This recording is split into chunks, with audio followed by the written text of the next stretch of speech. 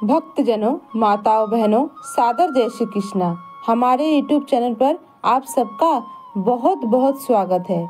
मैं श्रावणी चौबे, आप सभी भक्तजन मेरा प्रणाम स्वीकार करें। सबसे पहले आप सभी भक्तजनों, माताओं, बहनों को संतान सप्तमी, ललिता सप्तमी, अनंत सप्तमी, संतान साते महापर्व की बहुत बहुत शुभकामनाएं और बधाइयाँ। भगवान लक्ष्मी नारायण और गौरी शंकर की कृपा आप पर बनी रहे। आप लोग सुखी रहे, मस्त रहे और जीवन में प्रगति तथा उन्नति को प्राप्त करते रहें। इस बार संतान सप्तमी का महापर्व 10 सितंबर 2024 मंगलवार के दिन रखा जाएगा। इसी दिन सभी सौभाग्यवती माताओं बहनों को संतान सप्तमी व्रत करना चाहिए।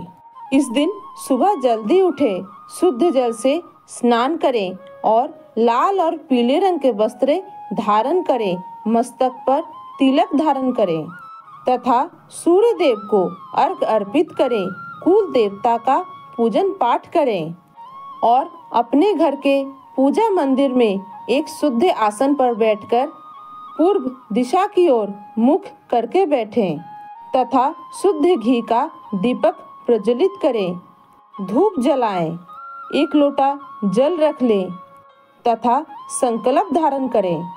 संकल्प धारण करने के लिए हाथ के मध्य भाग में सबसे पहले जल, पान, सुपारी, दुर्वा, दक्षिणा, फूल, अक्षत रख लें तथा 3 बार ओम विष्णवे नमः, ओम विष्णवे नमः, ओम विष्णवे नमः मंत्र का उच्चारण करें। आप कहें, आज मैं भाद्रपद मास के शुक्ल पक्ष की सप्तमी तिथि में संतान सप्तमी का व्रत धारण करने जा रही हूँ या करने जा रहा हूँ। मेरा नाम यह है, मेरा गोत्र यह है, मैं इस स्थान का निवासी हूँ। हे गौरी शंकर, हे लक्ष्मी नारायण, आप हमें पूरा सामर्थ्य तथा शक्ति प्रदान करें कि हम पूरे भक्ति भाव और विधि विधान के साथ इस व्रत को कर सकें और हमसे जाने अनजाने में अगर कोई गलती हो जाए तो हमें अबोध बालक समझ करके क्षमा कर दें। इस प्रकार संकल्प धारण करने से आपका व्रत आरंभ हो जाएगा। संकल्प धारण किए बिना कोई भी व्रत पूर्ण नहीं होता। इस दिन पूजा में भगवान शिव, माता पार्वती और भगवान गणेश जी की प्रतिमा या फोटो, घी का दीपक, अगरबत्ती, कपूर, कुमकुम, हल्दी, अक्षत, बेलपत्र, दुर्वा, फूल, फल, मिठाई, पंचामृत, नारियल, सुपारी, पान, वस्त्र तथा शमी पत्ते, धतूर के फूल और पत्ते और फल, आकरे के पुष्प तथा कनेर के पुष्प तथा माता पार्वती के लिए लाल पुष्प, सुहाग की सामग्री, जनेऊ, कलेवा, भस्म, चंदन तथा भांग इत्यादि वस्तु पूजा में शामिल करना चाहिए। व्रत संकल्प धारण करने के बाद पंचामृत और गंगा जल से भगवान शिव, माता पार्वती और गणेश जी का अभिषेक करें तथा गणेश जी और भगवान शिव को वस्त्र और जनेऊ कलेवा चढ़ाएं। गणेश जी को सिंदूर रोली चढ़ाएं, दुर्वा चढ़ाएं, फल चढ़ाएं, लड्डू मिठाई चढ़ाएं तथा भोलेनाथ को भस्म, चंदन, वस्त्र चढ़ाएं। बेलपत्र, आकरे के फूल, कनेर के फूल, धतूर के फूल आदि वस्तुओं से उनकी पूजा पाठ करें तथा माता पार्वती को सिंदूर और सुहाग की सामग्री अर्पित करें। कलश की स्थापना करें और एक नारियल अवश्य रखें तथा नैवेद्य चढ़ा के धूप दीप दिखा के उनकी आरती करें और संतान सप्तमी व्रत कथा सुने और पूजा संपन्न होने के बाद अपने आसन के नीचे थोड़ा सा जल अवश्य छोड़ दें। इससे आपका पूजा का पुण्य फल आपके पास रहेगा। भक्तजनों, माताओं, बहनों, अब हम आपको संतान सप्तमी की दिव्य और ज्ञानमय कथा सुनाने जा रहे हैं। इस कथा को अंत तक सुनिएगा और सुनने के बाद ज़्यादा से ज़्यादा लोगों को शेयर भी कीजिएगा, जिससे सभी भक्तजनों माताओं बहनों को इस कथा का पुण्य लाभ प्राप्त हो सके। और जो भक्तजन माताएं बहनें व्रत करने में असमर्थ हैं, अर्थात व्रत नहीं कर पाती हैं, वो भी अगर इस कथा को सुन लेंगी और पूजन पाठ कर लेंगी तो भी उन्हें संतान सप्तमी व्रत का पुण्य फल प्राप्त हो जाएगा। बोलिए गौरी शंकर भगवान की जय, गणाधिपति गणेश भगवान की जय। हमारे सनातन धर्म ग्रंथों के अनुसार संतान सप्तमी व्रत कथा कुछ इस प्रकार है। एक दिन महाराज युधिष्ठिर ने भगवान कृष्ण से कहा, हे प्रभु, कोई ऐसा उत्तम व्रत बताइए जिसके प्रभाव से मनुष्य के सारे सांसारिक दुख और कलेश दूर हो करके वो पुत्रवान हो जाए, पौत्रवान हो जाए तथा उनकी संतान की उन्नति हो, तथा उनकी संतान की प्रगति हो, तथा संतान जो उनको प्राप्त हो वो गुणवान हो, बुद्धिमान हो, ज्ञानवान हो और सभी प्रकार की उनकी इच्छाएं पूर्ण हो जाए। यह सुनकर के भगवान श्री कृष्ण बोले, हे राजन, आपने संसार की कल्याण के लिए, भक्तों की कल्याण के लिए बहुत ही उत्तम और श्रेष्ठ प्रश्न किया है। मैं आपको एक पौराणिक इतिहास सुनाता हूँ, ध्यान पूर्वक सुनिए। एक समय की बात है, लोमस ऋषि बैजराज की मथुरा नगरी में वसुदेव तथा देवकी के समक्ष पहुँचे, जो कि कंस ने मथुरा में वसुदेव और देवकी को कारागार में बंद कर दिया था। और कारागृह के पास लोमस ऋषि पहुंच गए और लोमस ऋषि के दर्शन को प्राप्त करके देवकी और वसुदेव अत्यधिक प्रसन्न हुए तथा उन्होंने कारागृह के समीप आकर के उन्होंने लोमस ऋषि के चरण धोए और चरण के धुले हुए जल से अपनी कारागृह की अर्थात जो कुटिया थी, जो स्थान था, उसको पवित्र किया और उसके बाद उन्हें प्रणाम किया और प्रणाम करके उनका आशीर्वाद लिया। लोमस ऋषि प्रसन्न होकर उन्हें कथा सुनाने लगे। लोमस ऋषि कहते हैं, हे देवकी, दुष्ट दुराचारी पापी कंस ने तुम्हारे कई पुत्र को मार डाले हैं, जिसके कारण तुम्हारा मन अत्यधिक दुखी है। इसी प्रकार राजा लघुस की पत्नी चंद्रमुखी भी बहुत दुखी रहा करती थी, किंतु उसने संतान सप्तमी का व्रत विधि विधान से किया था, जिसके प्रभाव से उसे उत्तम संतान की प्राप्ति हो पाई थी। अगर तुम भी चाहती हो कि तुम्हारे घर उत्तम संतान की प्राप्ति हो, श्रेष्ठ पुत्र की प्राप्ति हो जाए, अच्छे संतान की प्राप्ति हो, तो तुमको भी संतान सप्तमी का व्रत करना चाहिए। या सुन करके देवकी ने लोमस ऋषि को हाथ जोड़कर प्रणाम किया और कहा कि हे ऋषिराज, कृपा करके मुझे रानी चंद्रमुखी का पूरा वृत्तांत सुनाइए। संतान सप्तमी के व्रत के विषय में मुझे विस्तार पूर्वक बताइए, क्योंकि मैं भी चाहती हूँ कि मुझे इस दुख से छुटकारा मिल जाए और मुझे भी उत्तम संतान की प्राप्ति हो जाए। इस प्रकार निवेदन करने पर लोमस ऋषि ने कहा, हे देवकी, ध्यान पूर्वक मैं जो कथा तुमको सुनाने जा रहा हूँ उसको मन लगाकर सुनना, क्योंकि इस कथा को सुनने मात्र से तुम्हें उत्तम संतान की प्राप्ति हो पाएगी। एक समय की बात है, अयोध्या नगरी के राजा लघुस थे। उनके पत्नी का नाम चंद्रमुखी था।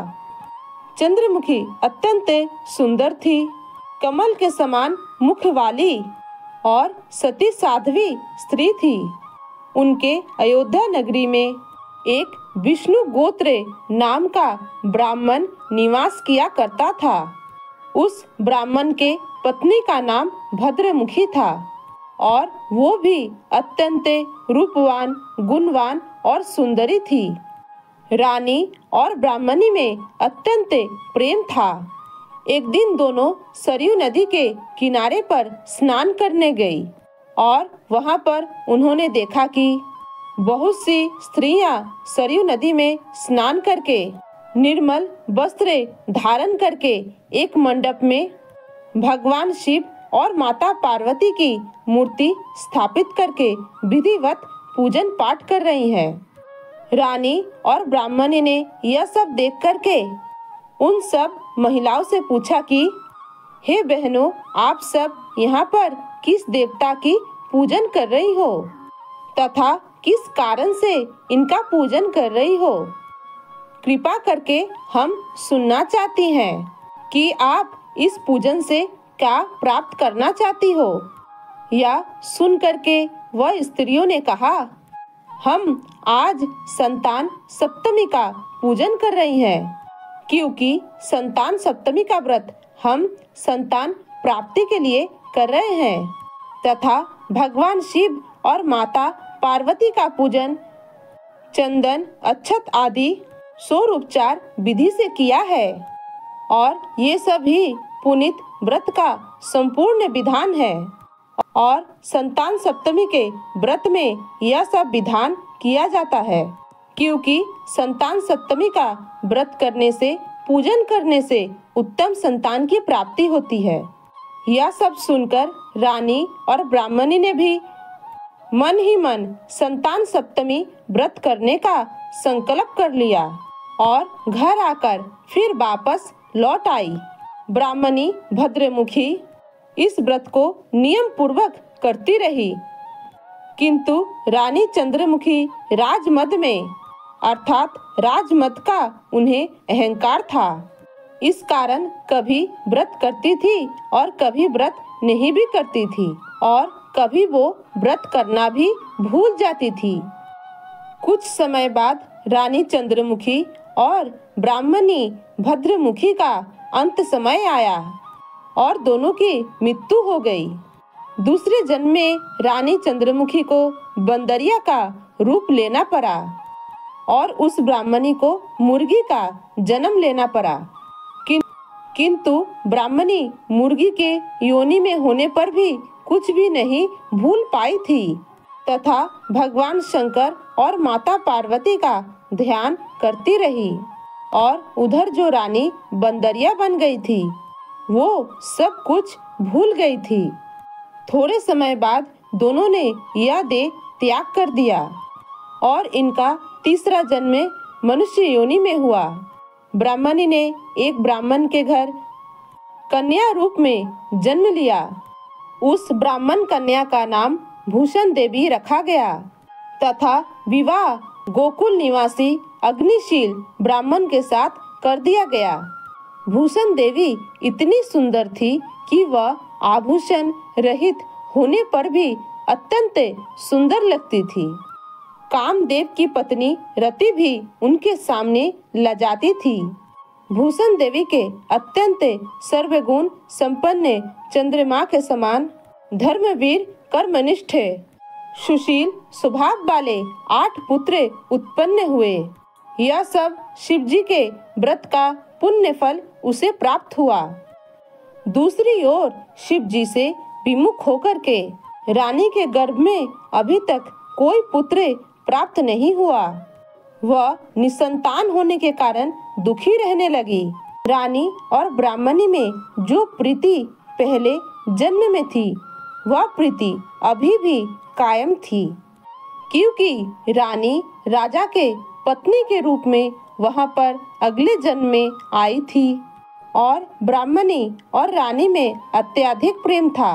रानी जब वृद्धा अवस्था को प्राप्त होने लगी तब उसको गूंगा, बहरा और अल्प बुद्धि वाला एक पुत्र प्राप्त हुआ। वो 9 वर्ष के आयु में या क्षण भंगुर संसार को छोड़ करके मृत्यु को प्राप्त हो गया। अब तो रानी पुत्र शोक से अत्यंत दुखी होकर के व्याकुल रहने लगी, चिंतित रहने लगी।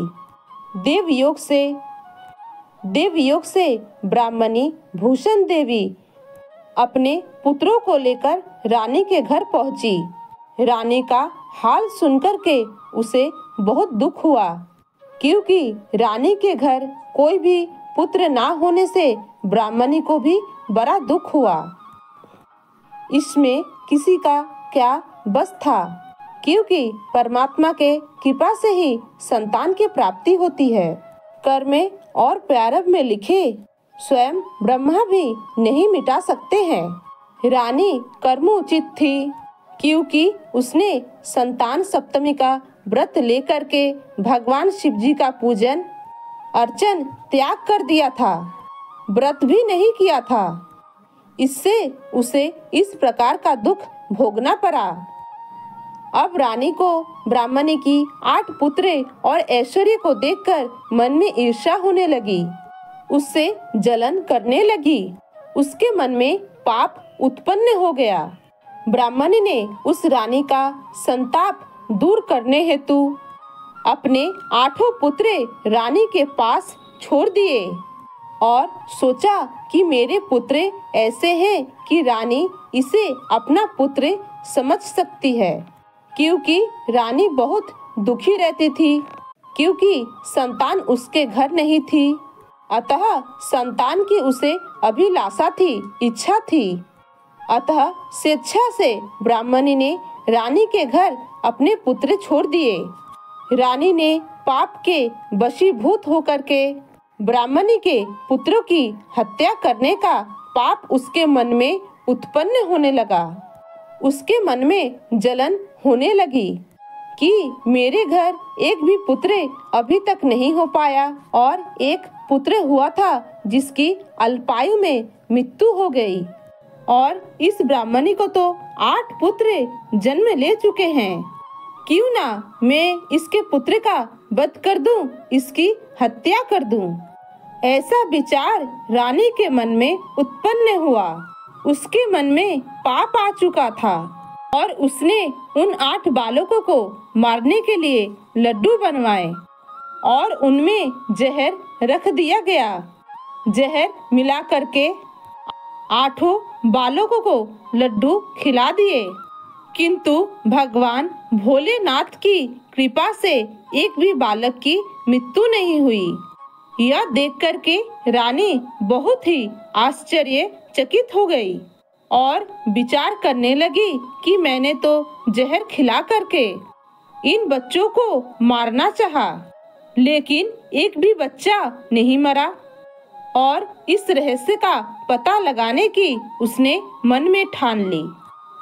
भगवान भोलेनाथ की पूजा संपन्न करके जब भूषण देवी आई, तब रानी ने कहा, मैंने तेरे पुत्र को मारने के लिए जहर मिला करके लड्डू खिला दिए, किंतु इनमें से एक भी पुत्र तेरा नहीं मरा। तूने कौन सा ऐसा व्रत किया है, कौन सा ऐसा दान किया है, कौन सा पुण्य किया है, कौन सा ऐसा व्रत किया है जिसके कारण तेरे पुत्र की मृत्यु नहीं हुई और मेरे पुत्र मर जाते हैं और तू नित्य सुख भोग रही है और संतान सुख तुझे प्राप्त हो रहा है। तेरा बड़ा सौभाग्य है, इसका मैं भेद जानना चाहती हूँ। तू मुझे निष्कपट होकर के यह सब कुछ समझा, क्योंकि मैं जानना चाहती हूँ कि तेरे पुण्य किस प्रकार वृद्धि को प्राप्त कर रहे हैं और तुझे संतान का यह सुख किस प्रकार प्राप्त हो रहा है। यदि यह सब कुछ तू मुझे बताएगी तो मैं तेरी ऋणी रहूंगी। रानी की दीन वचन को सुन करके भूषण देवी कहने लगी, सुनो, तुमको 3 जन्म का हाल मैं अब बताने जा रही हूँ, ध्यान पूर्वक सुनना। पहले जन्म में तुम राजा लघुस की पत्नी थी और तुम्हारा नाम चंद्रमुखी था। तथा मेरा नाम भद्रमुखी था। मैं ब्राह्मणी थी और हम तुम अयोध्या में निवास करते थे और मेरी और तुम्हारी बड़ी प्रीति थी। हम दोनों के बीच में बहुत प्रेम था। एक दिन हम और तुम दोनों सरयू नदी के किनारे पर स्नान करने पहुंची, जहां पर बहुत सारे स्त्रियां संतान सप्तमी का व्रत करके भगवान भोलेनाथ और माता पार्वती का पूजन कर रही थी। और जो स्त्रियां संतान सप्तमी का व्रत कर रही थी, उनके पास जाकर हमने पूछा था, हे बहने, तुम कौन सा व्रत कर रही हो और इस व्रत को करने से कौन सा फल प्राप्त होता है। और उन्होंने संतान सप्तमी के बारे में हमको पूरा विधान समझाया था। उसके बाद हम दोनों ने प्रतिज्ञा की थी कि आज से हम दोनों भी संतान सप्तमी का व्रत करेंगे। लेकिन तुम तो संतान सप्तमी का व्रत करना भूल गई और झूठ बोलने और झूठा संकल्प करने के कारण तुमको दोष लगा।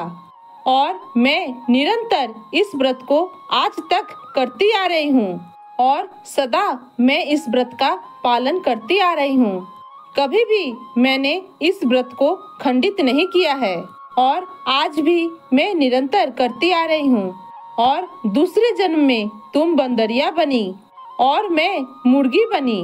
भगवान शंकर के कृपा से और इस व्रत के प्रभाव से मुझे पूर्व जन्म के सारे बात याद हैं और इस जन्म में मैं एक ब्राह्मणी पुनः बन गई और तुम यह सारी बातें पूरा भूल गई हो। अभी भी तुम्हें कुछ याद नहीं है, क्योंकि मैंने संतान सप्तमी का व्रत का पालन किया है, तो मुझे 3 जन्म का पूरा वृत्तांत याद है। क्योंकि तुम इस जन्म में पुनः रानी बन गई और मैं ब्राह्मणी बन गई। और मैं आज यह समझती हूँ कि तुम्हारे जीवन पर जो संकट है, यानी कि तुम्हें जो संतान संबंधी पीड़ा हो रही है, उसका मात्र यही कारण है कि तुमने संतान सप्तमी का व्रत का अपमान किया है, झूठा संकल्प किया है, तुमने व्रत का पालन कभी भी नहीं किया है। इसका एकमात्र यही कारण है। इसलिए मैं कहती हूँ कि तुम संतान सप्तमी का व्रत प्रारंभ कर दो। और अगर विधि विधान से संतान सप्तमी का व्रत करोगी तो निश्चित ही तुम्हें भी संतान का सुख प्राप्त हो पाएगा। लोमस ऋषि कहते हैं, हे देवकी, भूषण देवी ब्राह्मणी के मुख से अपने पूर्व जन्म का कथा सुनकर और संकल्प इत्यादि को सुनकर के रानी को पुरानी सारी बातें याद आ गई और पश्चाताप करने लगी और भूषण ब्राह्मणी की चरणों में पड़कर क्षमा याचना करने लगी और भगवान शंकर तथा माता पार्वती की अपार गुणगान करने लगी, उनका गुणगान गाने लगी। उसी दिन से रानी ने नियम अनुसार संतान सप्तमी का व्रत प्रारंभ कर दिया, जिसके प्रभाव से रानी को संतान सुख प्राप्त हुआ तथा संपूर्ण सुखों को भोग करके और वो रानी जो है उत्तम संतान को प्राप्त करके अंत समय में शिव लोक को चली गई। भगवान शंकर का व्रत का ऐसा प्रभाव है कि कोई भ्रष्ट मनुष्य भी अपने पथ पर अग्रसर हो जाता है और अनंत ऐश्वर्य भोग कर मोक्ष को प्राप्त करता है। लोमस ऋषि ने फिर कहा, हे देवकी, इसलिए मैं तुमसे कहता हूँ कि तुम भी इस व्रत का संकल्प करके अपने मन ही मन इस व्रत का पालन करो। इससे निश्चित ही तुम्हें संतान का सुख प्राप्त हो पाएगा, क्योंकि तुम्हारे जितने भी पुत्र जन्मे ले रहे हैं उन्हें कंस एक एक करके मारता जा रहा है। इतनी कथा को सुन करके देवकी हाथ जोड़ करके लोमस ऋषि से पूछने लगी, हे ऋषिराज, मैं या पुनित व्रत को उपवास को अवश्य करूंगी, किंतु आप यह कल्याणकारी और संतान सुख देने वाली या व्रत का विधि विधान और नियम मुझे विस्तार पूर्वक समझाइए। यह सुन करके लोमस ऋषि बोले, हे देवकी, यह पुनीत उपवास भाद्रपद मास के शुक्ल पक्ष की सप्तमी तिथि को किया जाता है। इस दिन ब्रह्म मुहूर्त में उठ करके किसी नदी तालाब में स्नान किया जाता है और अपने घर पर भी तीर्थ जल से आप स्नान कर सकते हैं और निर्मल वस्त्र पहनकर भगवान शिव तथा जगदम्बा भगवती दुर्गा माता पार्वती की पूजा अर्चना की जाती है। लोमस ऋषि कहते हैं, हे देवकी, सबसे पहले गौरी गणेश और कलश का पूजन करने के बाद भगवान शिव तथा माता पार्वती की स्थापना करके उनकी पूजा अर्चना करना चाहिए और इन प्रतिमाओं के सम्मुख सोने चांदी की तारों का या एक धागे का जो है एक गंडा तैयार करें। उस गंडे में 7 गठाने लगानी चाहिए। उसे धूप दीप और अष्टगंध से पूजन करके अपने सीधे हाथ में बांधना चाहिए और भगवान शिव से अपनी मन की कामना कह के प्रार्थना करनी चाहिए और इसके बाद 7 मालपुए बना करके भगवान शिव तथा माता पार्वती को भोग लगाएं और 7 ही पुए और अथाशक्ति सोना चांदी और अन्य धातु की अंगूठी बना करके और सबको एक पात्र में रख करके षोडशो उपचार विधि से पूजन पाठ करनी चाहिए। ब्राह्मण को ब्राह्मण भोजन के साथ साथ वह सोने चांदी के तार का या उसके निमित्त नगद धन राशि का दान करना चाहिए। यह दान कोई विद्वान ब्राह्मण को ही करना चाहिए। इससे आपको अभिष्ट फल की प्राप्ति होगी और आपको संतान संबंधी सभी समस्याओं से निदान प्राप्त हो जाएगा तथा आपके घर में सुख आएगी, समृद्धि आएगी और वैभव आएगा और आपकी संतान लंबी आयु की होगी। इस प्रकार इस व्रत को करना चाहिए। प्रत्येक वर्ष भाद्रपद मास के शुक्ल पक्ष की सप्तमी तिथि को इस संतान सप्तमी व्रत का पालन करने से मनुष्य के महिलाओं के जन्मों जन्मांतर के पाप नष्ट हो जाते हैं तथा मनुष्य को भाग्यशाली संतान की उत्पत्ति होती है तथा अंत समय में उसे शिव लोक की प्राप्ति होती है। देवकी, मैंने तुम्हें संतान सप्तमी का व्रत का विधि पूर्वक विधान बताया है। अब इस व्रत को तुम नियम पूर्वक करो जिसे तुम्हें उत्तम संतान की प्राप्ति होगी। इतनी कथा कह करके भगवान आनंद कंदे श्री कृष्ण ने धर्मावतार युधिष्ठिर से कहा कि लोमस ऋषि इस प्रकार हमारे माता को शिक्षा देकर के चले गए। ऋषि के कथन अनुसार हमारी माता देवकी ने इस व्रत का नियम अनुसार पालन किया था जिसके प्रभाव से हम उत्पन्न हुए थे। यह व्रत विशेष रूप से महिलाओं के लिए कल्याणकारी है किंतु पुरुषों को भी समान रूप से कल्याणदायक है। संतान सुख देने वाला, पापों का नाश करने वाला यह उत्तम व्रत है जिसे स्वयं भी करें और दूसरों से भी करवाएं। जो भी भक्तजन माताएं बहनें नियम पूर्वक इस व्रत को करता है और भगवान शिव तथा माता पार्वती का आराधना करता है तो उसे निश्चित ही संतान सुख प्राप्त होता है तथा इस लोक में सुख भोग करके अंत में शिव लोक को प्राप्त हो जाता है। बोलिए गोपाल कृष्ण भगवान की जय, भगवान शिव शंकर की जय, आदि शक्ति भवानी माता पार्वती की जय, गणाधिपति गणेश भगवान की जय। भक्तजनों, माताओं बहनों, संतान सप्तमी की यह दिव्य और ज्ञानमय कथा यहीं पर समाप्त होती है। आप लोग इस कथा को अंत तक सुने इसलिए बहुत बहुत धन्यवाद। भगवान गौरी शंकर की कृपा आप पर बनी रहे। आपकी संतान सुखमी तथा दीर्घायु हो और इस कथा को सुन के संतान सप्तमी की व्रत का पुण्य फल आपको प्राप्त हो। अगर हमारी वीडियो आपको अच्छी लगती हो तो एक लाइक अवश्य करें और हमारे चैनल को सब्सक्राइब भी कर लें। इस बहन बेटी भाभी का साथ दीजिए, आगे बढ़ने का एक मौका अवश्य दीजिए। तब तक के लिए सादर जय श्री कृष्णा, सादर धन्यवाद। जय राम जी की। हर हर महादेव।